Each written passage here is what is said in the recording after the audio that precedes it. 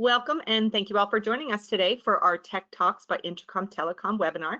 Today is episode 3, a panel discussion on breaking the limits of wireless connectivity. Here to present is Director Channel Sales North America Region for Intracom Telecom, Randall Montoya. Channel Sales Marketing Specialist, also from Intracom Telecom, Markela Gordrew.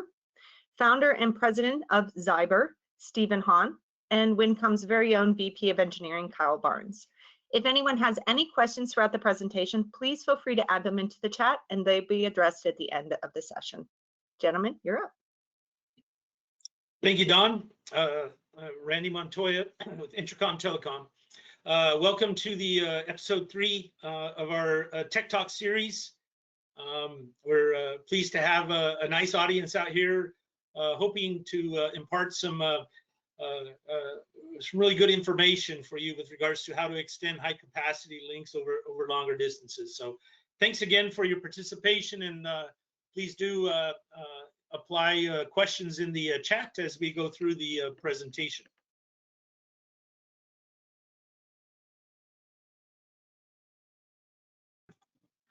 So kind of how we have this set up today, it's a little bit different from previous Tech Talk series. This will be a panelist format. So I'll step through very briefly 3 or 4 slides to set up the context of the discussion and the topics today. And then we'll go directly into the panel discussion. And so before we go into anything, I would like to extend a thank you again. And I'm going to ask the panelists to introduce themselves. So Kyle, let's go ahead and start with you. Yeah, no problem. Vice President of Engineering here at Winncom Technologies. Prior to getting into distribution, I was actually an operator, very familiar with some of the problems we face from an installation and operational standpoint, as well as the budgetary side. So happy to be here, and thanks again for having me. Thank you, Kyle. Stephen? Yeah, thanks, Randy. Thanks for having me here. Very pleased to be here. I'm the president and founder of Zyber. We are a fiber and fixed wireless internet service provider headquartered in Carmel, Indiana. We serve about 11,000 subscribers across 400 plus properties in 15 states. We are primarily multifamily in nature, but we also do multi-tenant commercial properties. Our model is a little different from traditional service providers. We partner directly with property owners on long-term bulk service agreements, so our residents and tenants get high-quality connectivity included as part of a building. And on the network side, we run a hybrid architecture, XGS-PON, fiber for new construction, fixed wireless for last-mile reach where fiber economics don't work, and a multi-gigabit backbone connecting it all. So we're a small but technically deep team, and we take our SLAs very seriously, including for some pretty demanding customers. And I'm here today to talk about how we've approached high capacity wireless backhaul as we've scaled, what drove us to evaluate new solutions, and what we've learned in production. And I'm happy to be here to talk about that. So thanks, Randy. Yeah, thank you, Stephen. For the audience, Steve and I have been mucking around in millimeter wave technology since the early 60 gigahertz days. Last conversations that we had with go 2 decades back, Stephen and I were talking about how to extend 60 gigabits from 1/4 of a mile to 3/4 of a mile. So now we're talking 8-10 miles. So it's we meet again, and it's we're grateful to have you as a customer, and thank you for your participation in the as a panelist. Certainly has been a journey, Randy. It's all coming around. Right on. So okay, so got 4 quick slides to set up the context of the panel. And so just real quickly, for those that are not as familiar with Intracom, we got a global presence. Our worldwide headquarters is just outside of Athens. We operate in over 70 countries, and our U.S. headquarters are in Duluth. We have remote technical support services here, pre-sale, post-sale services here, serviced out of the U.S. out of Duluth and Dallas. And But from a corporate standpoint, we have 14 operational centers. We have over 45 years of delivering wireless solutions to the industry, of which 20 of those years has been in a focus in R&D and cutting edge wireless technologies, applying millimeter wave spectrum frequencies that are operating in the millimeter wave spectrum, all the way from 10 gig all the way up to 94 gig. So millimeter wave is not new to Intracom Telecom. Intracom Telecom is fairly new to the US market, but we've kind of broken into the market over the past 2 to 4 years. But we got some great solutions to bring to the market, and those have been proving out in the last 2 years. We have 4 R&D centers. We have 2 factories, and we're in the process now of building our 3rd to keep up with the demand for our solution sets worldwide. So here we're going to talk a little bit about today is E-band in the context of multi-band. Market analysts are forecasting a 14% growth, cumulative annual growth rate over the next 7 years. And to ask you may ask the question, what's driving this kind of this growth, and why Intracom is investing in this in our technology and our development in order to capture and deliver the demands and needs for higher capacity links over longer distances. So there are 5 factors that are basically triggering E-band as well as multi-band growth. The first factor is network demand being driven by 5G densification, proliferation of sub-6 and millimeter wave fixed wireless access, and enterprise bandwidth requirements are driving the need for multi-gigabit backhaul in both urban and rural markets. The next trigger is basically customers going through the questions of capacity gain and deployment costs. Traditional microwave bands in 11, 18, and 23 are increasingly congested, while fiber expansion remains slow and costly in many markets. The third factor driving some of this demand is the abundance of spectrum, 2,000 megahertz in the E-band space, that enabling capacities all the way up to 20 gig. And in the future, we're looking at, in the very near future, is the 30 gig capability in this millimeter wave space. The fourth factor is the availability of high gain E-band radios. Today, Intracom is delivering a higher system gain radio that enables extending 80 gigahertz distances all the way out to 8 to 10 miles. And finally, the fifth trigger for this growth we're seeing is evolving architectures.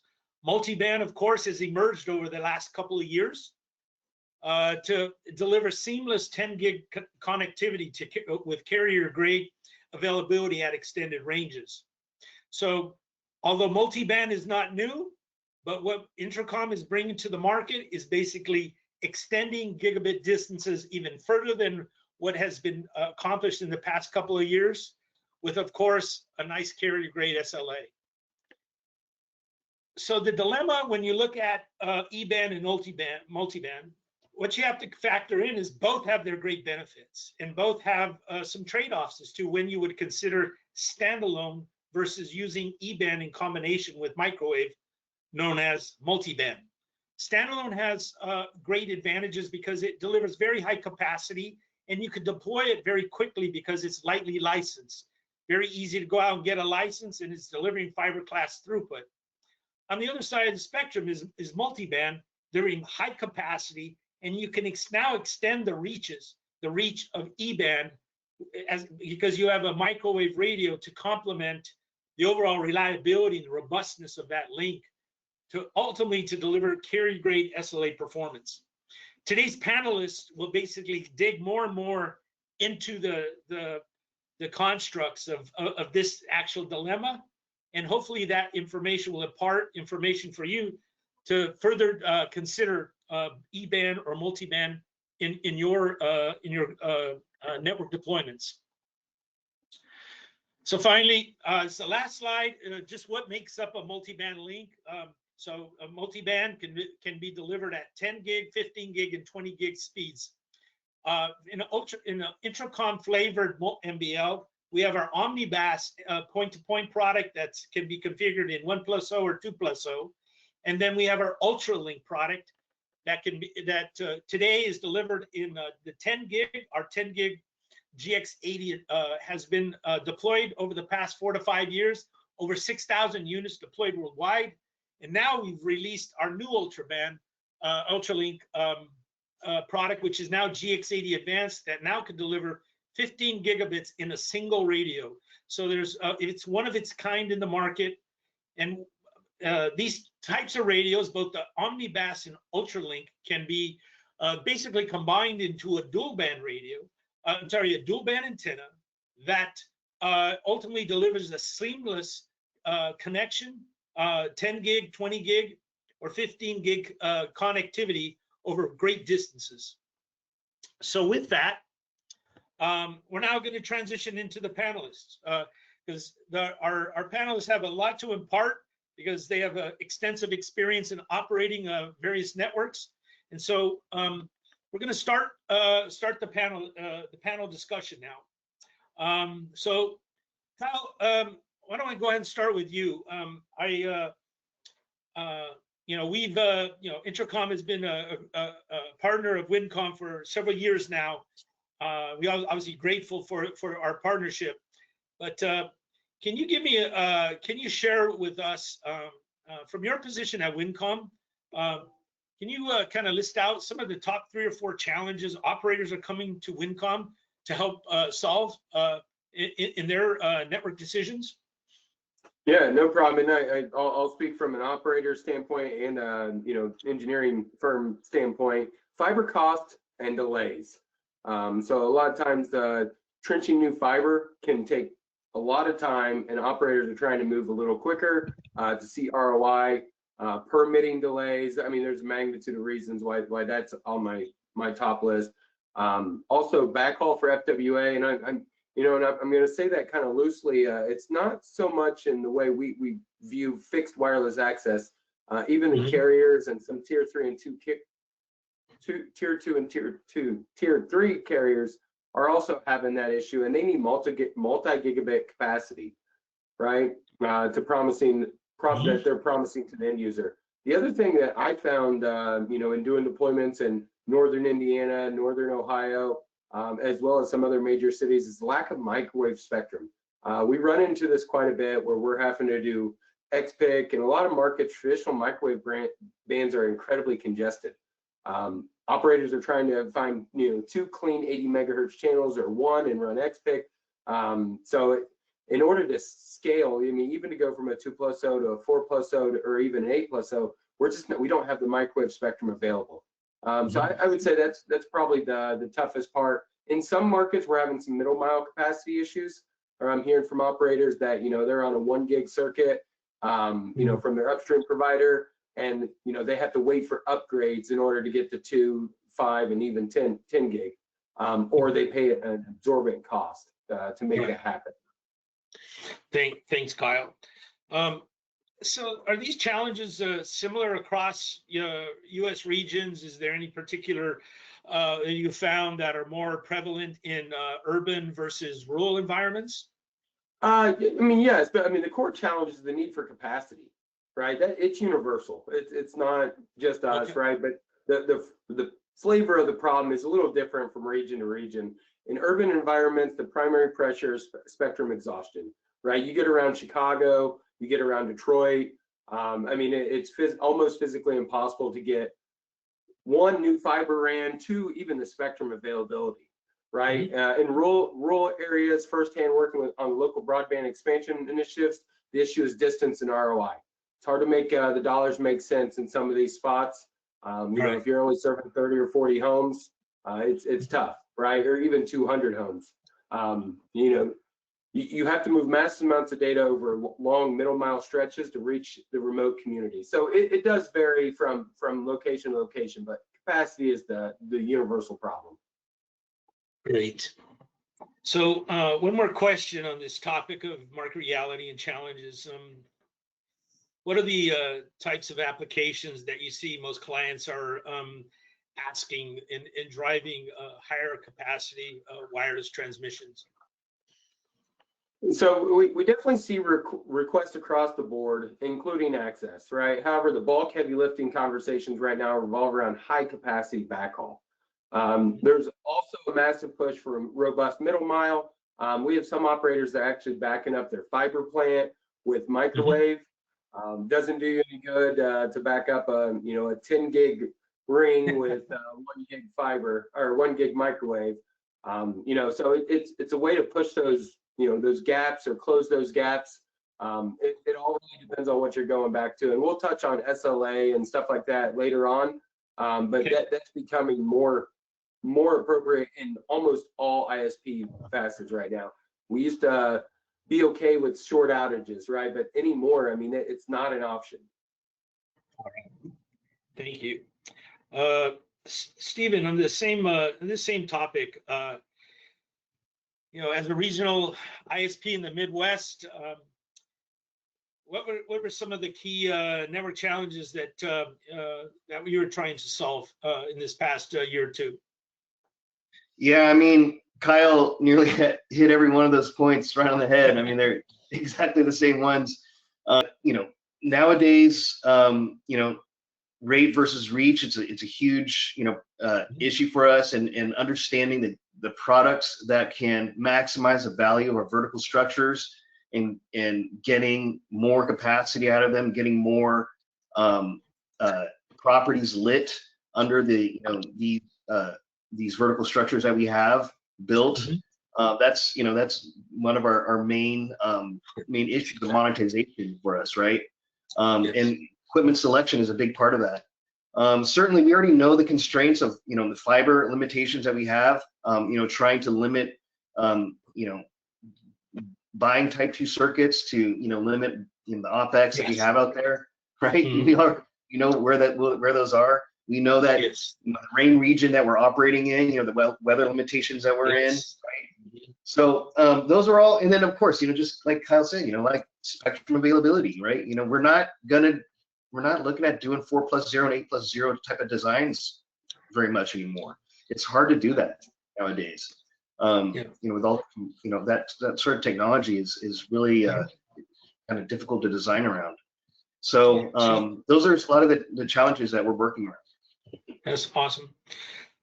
Any thoughts around what brought you to Intracom? I know you've already stated that you've evaluated many vendors over the years, but what brought you back to Intracom, I guess?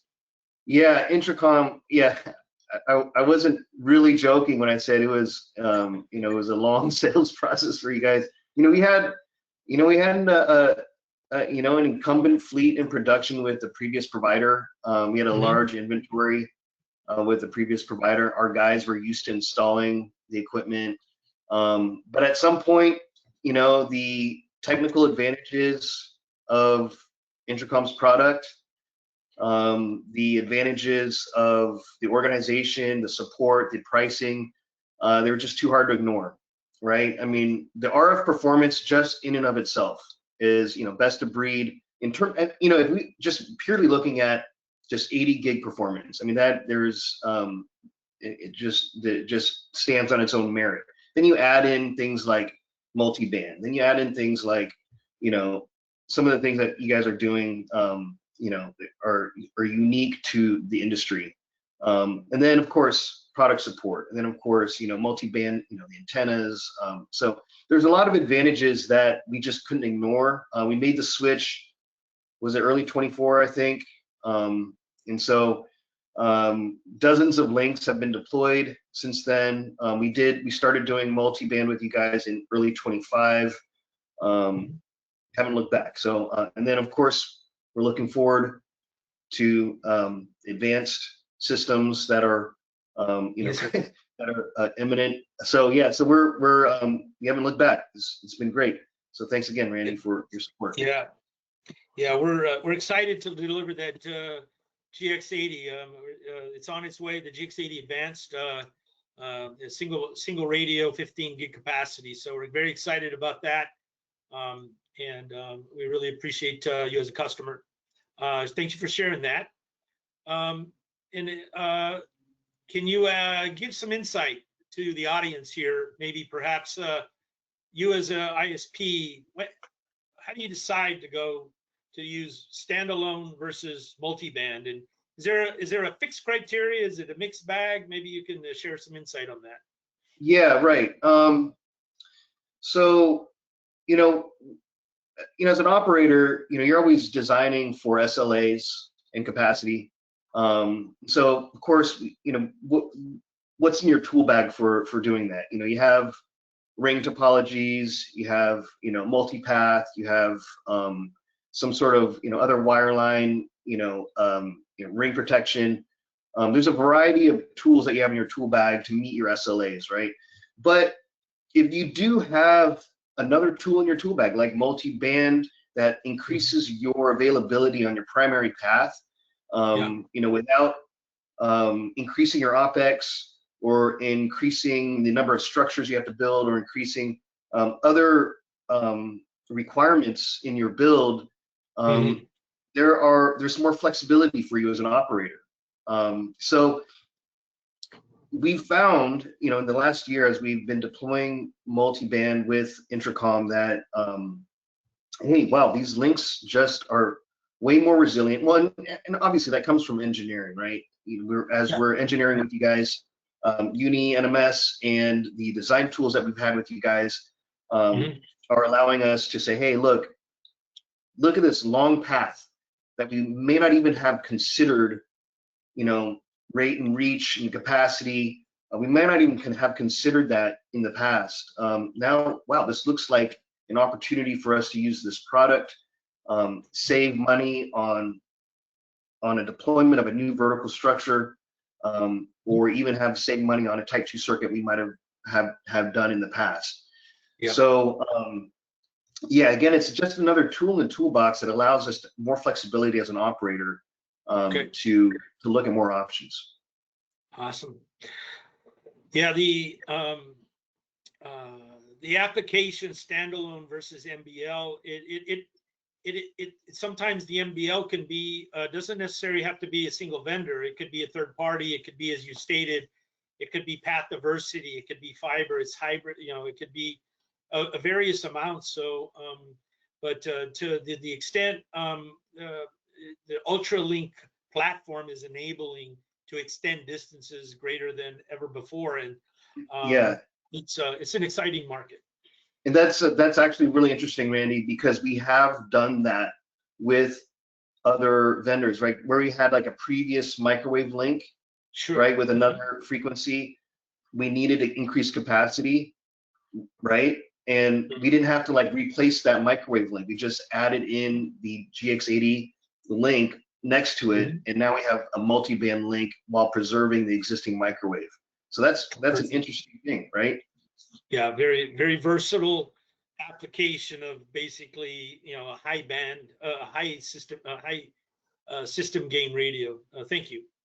Kyle, anything from from Winncom that you share some perspective that we haven't discussed regarding standalone versus MBL? Oh, we got you on mute. Yes, I muted. No, are you dancing over there on the sideline? Yeah, Steven's doing a great job. He's touching on a lot of the things a lot of operators are facing right now. Okay. And putting a GX80 on top of an existing incumbent microwave is something that a lot of people are looking at right now.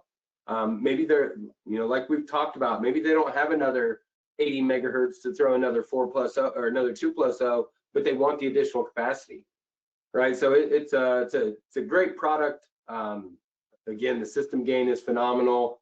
Some of the best I've seen. So yeah, you guys are knocking it out of the park on those. Thank you. Thank you.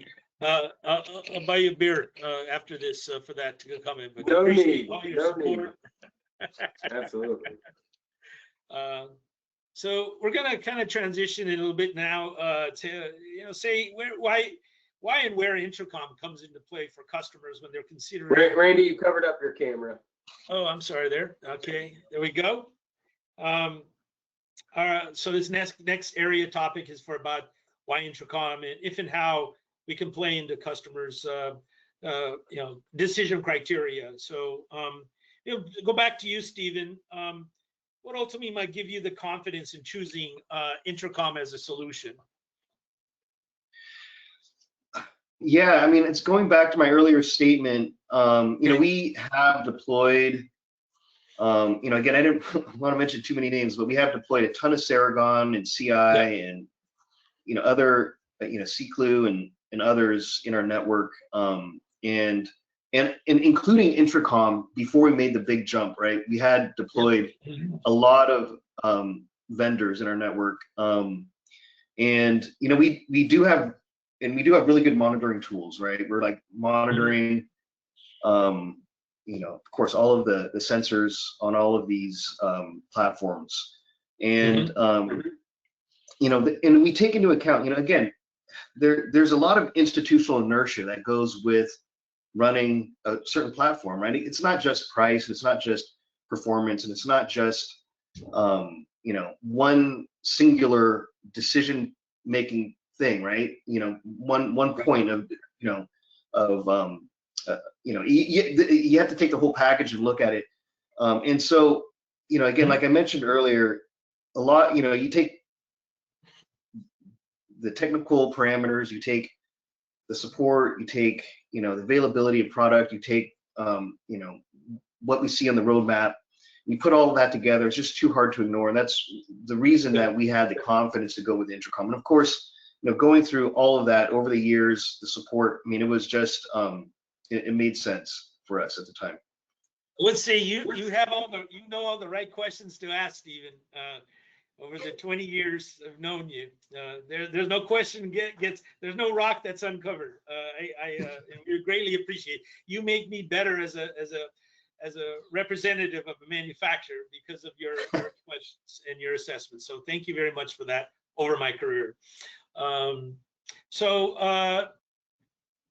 Any improvements you'd like to see in E-band? Any advancements that perhaps might be of interest for you that perhaps we can start looking into the future now, I guess, what you would like to see in E-band and multiband? Well, I think that you are already working on that, Randy. You are already working on integration of UniMS, right, with for us. So I don't want to, the telemetry and sensor access, API access, that's kind of like what we are like looking forward to. And since you're already working on it, that's kind of like, okay, that's on the horizon for us. That's on our roadmap. Awesome. And to point that out, it's one of the unique features about our UniMS lifecycle management system is that you do the planning, you do the design, and then you implement it, and then you can audit the performance based on your own plan, your own plan design. You're not searching for PL5 files and going and searching for those. It's all integrated within the system, self-monitoring. It alerts you. Those are some great features that I think really set us apart from a overall life cycle management perspective. So we're really excited to do that too. I think we're going to get that started very soon. Awesome. So we're going to go to the next topic, topic number 4. Real results. I'm sorry. I kind of skipped over, Kyle. I'm going to go back. One last question on this in this area. What do you feel the value is in from a Winncom perspective and working with your experience? So maybe share that over the past year or so, working closely with Intracom. Maybe share some of your insights. Maybe tell us how we set apart and maybe where we need to improve. Yeah, no problem. Engineering depth, I think Intracom has a great engineering team. They have a team of people that understand the product, and not just products that looks good on a data sheet or what's going on in a simulation. I mean, real world, the great link budget on GX80. I mean, phenomenal. Another thing, from my side, navigating tough technical issues. You guys understand it. The calls I've been on with customers, I won't share a lot of detail, but at one point we Winncom and Intracom both sent engineers to a customer location, gathered the data, explained things to the customer, came up with a resolution plan. This stuff's a lot easier when you have a partner that has a technical team that actually understands the operator's perspective, right? How the dollars work together, and if you're providing subpar service, that's not going to be a customer for long. So it's a true engineering partnership. I've had a great work with your technical team, US and international. That's what makes it easy. And we do appreciate all the design support, logistics that Winncom brings to the table as part of our partnership. And I'm sure that's a highlight for you with your customers, is that you bear that fruit when they work with Winncom. Yep, absolutely. Okay, we're gonna go to the next area of topics. The fourth topic is going to be real results. We'll start with let's see. Let's see. Wait. I dropped my question set here. Okay. So deployment and results. Okay, we got the next set of questions here. After deployments, Stephen, what have you seen has changed? What do you see that pops in your network after you've have worked a little bit with Intracom Solutions? Well, I would say that the biggest change for us in our planning, there's been a lot of changes. Is our confidence in 80 gig and millimeter wave at distance and maintaining our SLAs is higher than ever, and especially with multiband, and especially with what we're expecting with the advanced system. So much so that we are reducing our planned microwave deployments. So in the past, we were like, okay, we had been planning to use more microwave in the past, for SLA reasons, but for longer distance links, right? But we have had success, with links out to 6, 7, 8 miles with the GX80 system with multiband, and we expect that to continue. So why would we continue planning links with 11 or 18 for those distances in the future? We shouldn't, right? So that's something that's interesting for us, because of course 11 and 18 are much more expensive in terms of both licensing and in terms of equipment, right? So that's something that's interesting for us. We also have more confidence in our uptime availability, right? Okay. So yeah, I mean, there's a lot of positive developments in our company as a result in terms of planning. Yeah, it kind of leads to the theme, like truly we mentioned in the previous slide, was millimeter wave becoming the new microwave, right? And until you have that confidence, as you stated in that solution set, that's a dream. It's not reality, but you're really bringing the reality to that theme of millimeter wave becoming more of the new microwave. Exactly. Okay. Any thoughts around how you felt the platform itself has been adapting and integrating into your network from a layer 2, layer 3? How do you use these links in your network?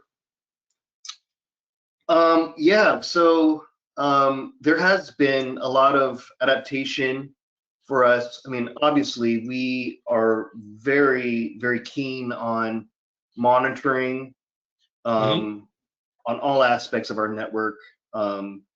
And that's one thing that we've had to do a lot of integration on. Okay. I don't know if it's Intracom specific stack Gotcha. of SNMP deployment, but we have had to do a lot of like customization of our own like monitoring stack, to like process SNMP sensor data.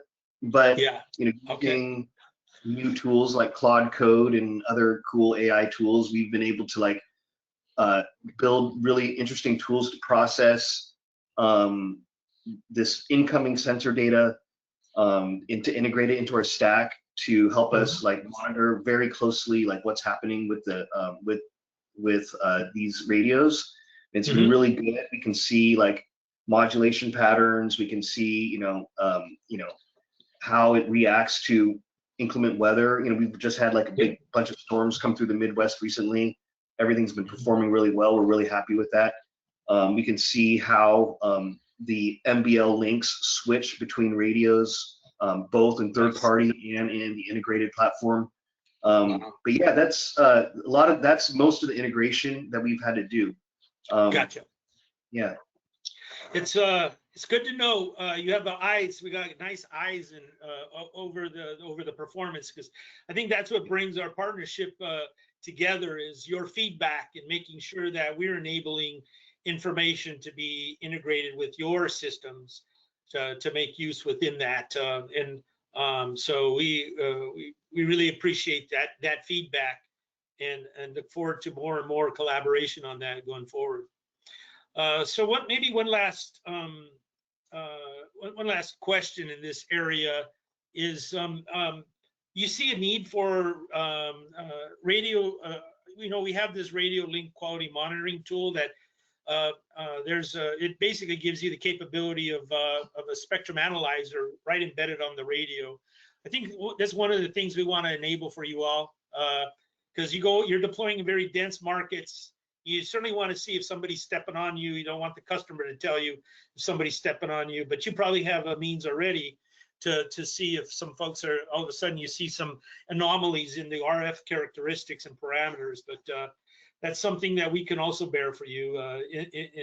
Hopefully we can bring that solution to the table for you very soon. I can tell you that RF engineers are excited to take a look at UniMS for sure. Okay. Like any variation off predicted, any variation off like what's the budget, I'm sure that they're very excited to take a look at that software.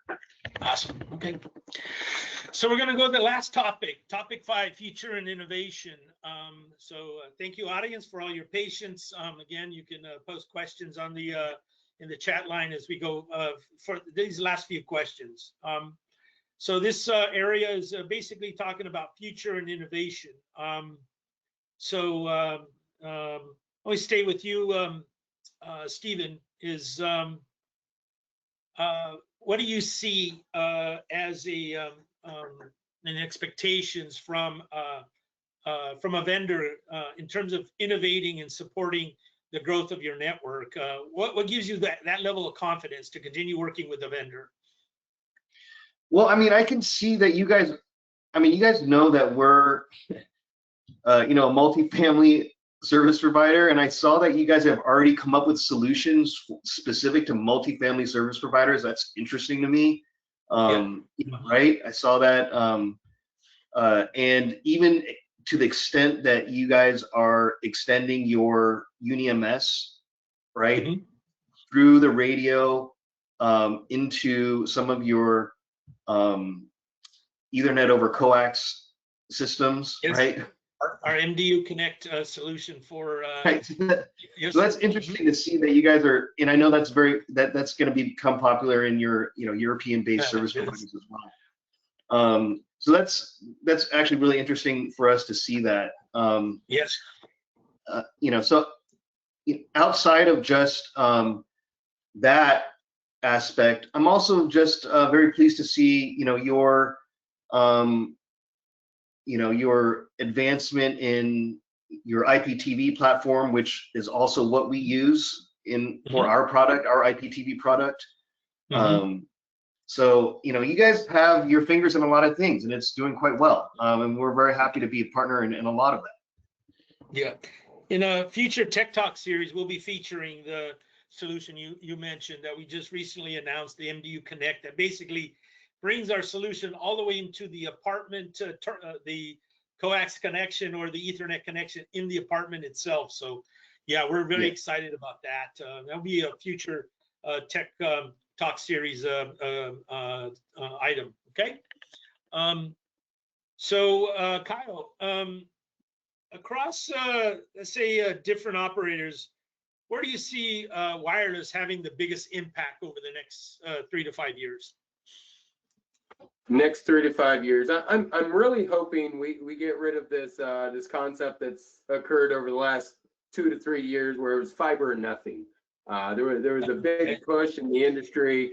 I think it is going to, the actual solution is going to be in a hybrid, right? You have the evolution of E-band with your advanced product. I mean, the evolution of E-band is coming a long way. And then there's also point to multi-point that's advanced tremendously in the last 3 to 5 years. So I'd really like to get rid of that conception, fiber or nothing.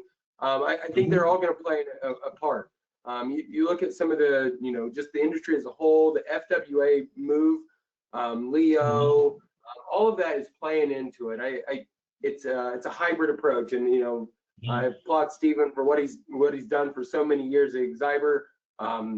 They realized it's just a tool and tool belt, right? So my hope is that wireless kind of displaces that fiber or nothing. I love fiber; it has its place. At the end of the day, it all goes back to fiber at some point, to a data center, to a transport circuit. But actually deploying, I want to see speed. I want to see rapid deployments, high capacity deployments, and sometimes waiting on a trencher just isn't an option. Yeah, waiting on that trench always has reasons. There's permitting, and there's you got to search the conduits, and you run into this issue, that issue, and so I think the market's going to be educated that fiber costs and delays and permitting, definitely some considerations when to sway away from the fiber bigotry, I guess we could call it. And Randy, I've had conversations with operators that they want to go in and they want to stake a claim in an area, and they may do microwave, E-band, 2+0, 4+0 plus E-band to the tower site, right? And then they'll put up wireless, some sort of FWA, but at the same time they're doing fiber from the tower, right? They know that, but it doesn't make sense to bring in that middle mile, right? So it's kind of a reverse hybrid approach where they'll use wireless to feed a fiber deployment, right? And small pockets. It's a lot of creativity. I love it. Yeah. Thank you for that insight. So, Stephen, if you're starting your network expansion today, say for our audience and our service providers out there that are in the scenario they're starting their network expansion, what would you advise with regards to how you make a technology and/or vendor decision to expand their network? If you're starting today, how would you, my advice? Well, I mean, again, we're a little bit different because, we're a multifamily service provider and we mostly do bulk, right? So that means we secure long-term service agreements with apartment owners before we even break ground on any construction, right? So we secure, apartment complex, and then we build out fixed wireless, to that property, and where we then build a bunch of fiber in that property to serve all the tenants. 100% penetration to that property. But we're not sinking a bunch of money in fiber into the ground where we don't have the customers. We're only putting fiber in the ground where we do have the customers. And that's why high capacity fixed wireless works for us, right? Because we're having money in the tower, and we're just building that last mile link to the property where we have that long-term service agreement. So for me, that's kind of I don't, is that a unique, business plan? I guess it is, but for service providers that are starting, I would say that, understand your market, understand the technology that you're using, make sure that it fits, your business plan. And there's, again, like so many tools that are available out there, Yeah. And then work with guys like Kyle. Kyle knows the territory. He knows all of those different tools, and he can help you make, select the right one that's going to, because there are definitely, so many tools that can get the job done, right? Yeah. Yes. Yeah, I sat in a Kyle session last week. Became very educated on the up and coming power options, power protection options. That it was fascinating. I was like, Kyle, yeah, keep innovating, brother. You're doing great, and because every time you can bear those solutions for our customers, it's a win-win, man. Yeah, if you ever have a technical question about anything related to building out the network, talk to Kyle. He's the guy. He knows literally everything about anything. Appreciate it. Yeah, and like you, Stephen, I've been, had to build the networks, operate the networks, maintain the networks. Thank you both.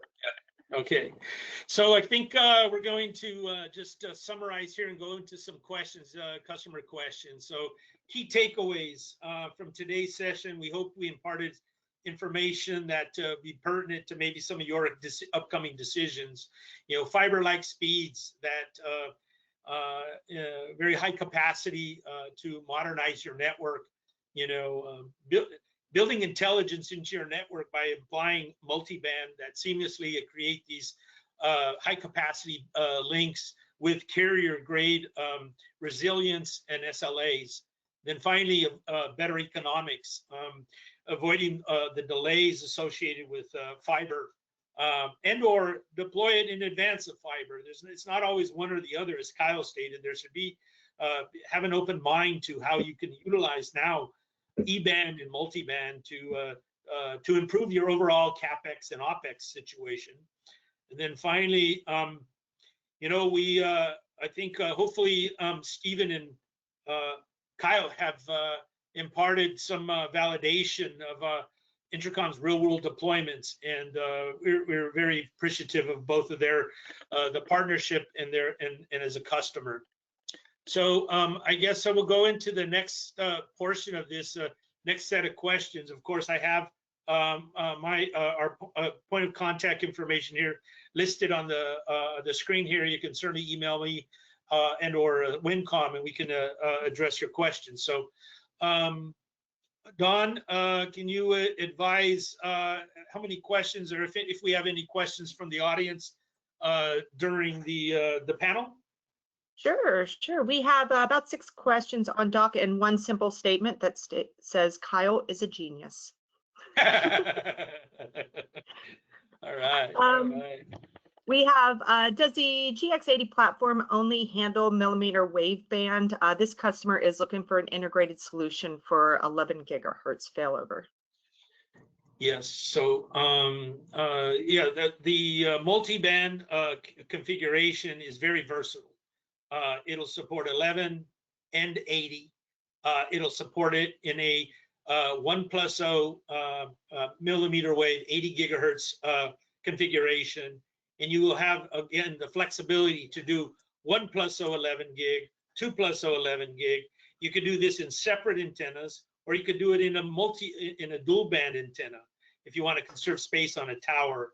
So lots of versatility in deploying an 1180 multi-band solution. And again, those are just intercom-based solutions. As we noted in the presentation and in the panel, is that you could use third-party microwave radios in conjunction with the GX80. You're not forced into utilizing a single microwave vendor to take advantage of the high system gain radio that comes in the form of the GX80 and the GX80 Advanced. So Next real quick, I do want to talk on that a little bit. Stephen, how are you guys doing? Are you letting the radio do the lag, or are you taking it down to the switch level and doing it at the switch level? We are letting in the all intercom solution, we're letting the radio do it. In the third party, we're doing it at lag switch level. The same here. The couple that we've done that were third party 11 or existing 11, we actually did it to switch level.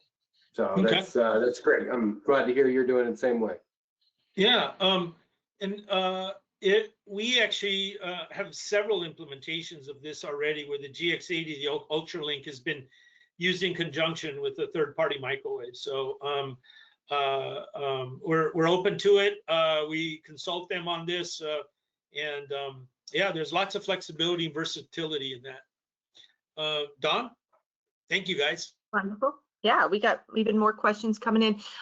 Do we always need to design a backup for rain fade, or can links be designed so there is no rain fade, say 5 to 10 kilometers? I'll let you handle it, Steve. You've been you're in the 44 millimeter per hour rain rate region, and one of the more challenging, not necessarily the most challenging, but I think you're the middle ground, and so I think you probably share some good perspective. Yeah, so 5 to 10, so like 10 would be like 6.2 miles. What's the availability that you need? What's the SLA that you need? 6 would, I at 6 miles, Lee would plan for MBL in that case, a multi-band, because we need to have 3 to 4 nines of availability, 4 to 5 nines, I'm sorry, of availability, like 99.998 availability, which is what we would get with multi-band configuration.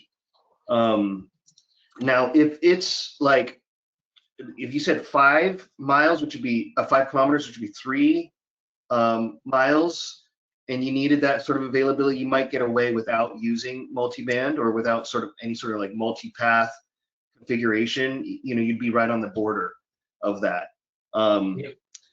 right, with 2-foot antennas. So again, I'm not an RF engineer myself. I'm just kind of know what I'm hearing from the team. But yeah, it would really depend on what your what your SLA requirements would be in those cases. Good point. Yeah, I think what we haven't noted in this conversation is pertinent to this is even at our lowest modulation in the GX80, the GX80 Advanced, we're delivering 1.5 gig in our lowest modulation at the highest, that's into the highest overall system gain, 98 plus dB. So our radio will stay up. When it stays up, it's still delivering very, very useful bandwidth. That is, 1.5 gig full rate full duplex. So that in itself, when the radio is adapting to accommodate fade, the fact that it will stay up, providing useful bandwidth is also a key factor that could go into that decision in your deployment criteria. Don? All right, fantastic. This one is directed at Stephen and Kyle. What is a realistic distance that one would see at the Great Lakes region around Buffalo? And keep in mind, this particular person has to coordinate with both the FCC and the CRTC. This is for you, Kyle. Yeah, I'm going to say it all depends. What time of year, mounting height, dish sizes. We'd be happy to look at it based on that region. I've also noticed some east-west links respond a little different than north-south links, depending on where the sun at, thermal inversion. I'm going to say it all depends. We'd be happy to look at it. Feel free to drop some coordinates or reach out after there'll be a follow-up. Happy to look at that, see what the options are. And I understand the coordination part. That's kind of a challenge. I assume somewhere near the lake. But yeah, drop the coordinates and we'll take a look at that. Awesome. Thank you, Kyle. Perfect. We have time for one more question here. How are you all making MBLs out of the different vendor combinations, as this particular person couldn't make it work with their MW bands? I'll speak to that a little bit. There are many ways in which you can make multiband work. You can do it as a single vendor solution where the vendor basically utilizes enhanced radio link aggregation to share dynamically traffic during fade conditions between the microwave and the E-band link. Now that's a single vendor. In a multi-vendor using a third-party radio, there's the opportunity to use various different constructs. You could use Ethernet ring protocol. We have, I think we have an 8.4 mile path in 84 millimeter per hour rain region that is using Ethernet ring protocol of a third-party vendor in conjunction with the GX80. So they're taking advantage of that high gain to extend 10 gig distances as far out as 8 miles, but they're then back in that the backup and the failover is accomplished with Ethernet ring protocol. And then of course you could make all this very simple and use a layer 2 switch and have traffic shared based on a layer 2 construct, layer 2 or layer 3 routing protocol. And so those are the options that come to the table. We are currently working with another third-party manufacturer situation where we're going to be communicating link loss forwarding and OEM cells to basically enable dynamic radio link aggregation directly between the ultralink radio and the third-party radio. So there are many ways to skin the cat, if I may call it that. There's many, but it's all about your current microwave manufacturer, how modern that layer 2, layer 3 construct is, but there's several ways to basically go about that implementation. Okay, great. And I'm going to sneak in one more question because I feel like this is important. Do you have any link or configuration planning tools we could use for planning out our BEAD projects? Absolutely. We have two options. We have an online tool that is made available by contacting us to help and assist you with very quick, fast, millimeter wave designs. And we can also do microwave designs on that. And then we also have our radio planning tool, which is built within our UniMS to basically build the network, manage it, and audit it. So those are the two ways. And then, of course, between Intracom and Winncom, we can provide PL5 designs. Whichever is needed to basically to help in the planning and design process. Those are the three options available from Intracom.